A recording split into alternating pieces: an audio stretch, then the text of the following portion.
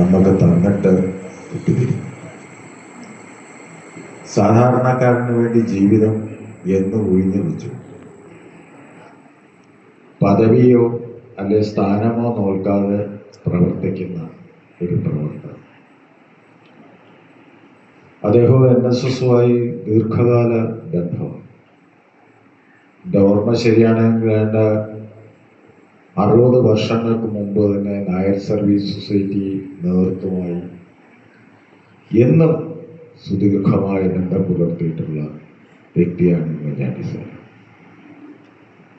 അനുവാദം കൂടാതെ നായർ സർവീസ് സൊസൈറ്റിയുടെ ഡയറക്ടർ ബോർഡ് ഹാളിൽ ബോഡിയോഗം കൂടുമ്പോൾ പോലും വന്നു കയറാനും ചർച്ച ചെയ്യാനും സ്വാതന്ത്ര്യമുള്ള ഒരു നേതാവ് കേരളത്തിൽ ഉണ്ടായിരുന്നെങ്കിൽ അത് ഉമ്മൻചാണ്ടി സാർ മാത്രമായിരുന്നുവെന്ന് എനിക്ക് പറയാൻ സാധിക്കുക. അത്രയേറെ ഗാഠബന്ധം ഉമ്മൻചാണ്ടി സാറും നായർ സർവീസ് സൊസൈറ്റിയാണ്. അദ്ദേഹം ഒരുപാട് കാര്യങ്ങൾ നായർ സർവീസ് സൊസൈറ്റിയുടെ കാര്യങ്ങളിൽ ചെയ്യുകയും അദ്ദേഹം ഒരുപാട് കാര്യങ്ങൾ നായർ സർവീസ് സൊസൈറ്റിയായി ബന്ധപ്പെട്ട് ശുപാർശകൾ നൽകി.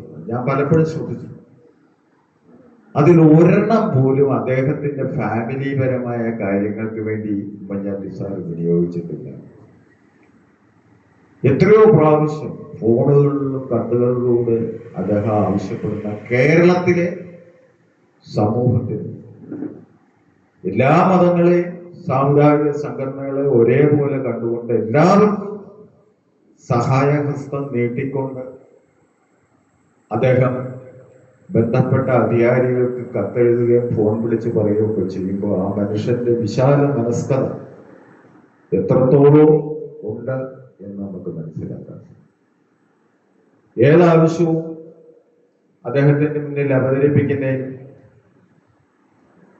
അതിനുള്ള നടപ്പിലാക്കുന്നതിനുള്ള കാര്യങ്ങൾ അദ്ദേഹം അത് ചിന്തിച്ച് ചെയ്യുകയും ചെയ്യുന്ന ഒരു വ്യക്തിത്വം. അത് കേരളം ഒരിക്കലും മറക്കും.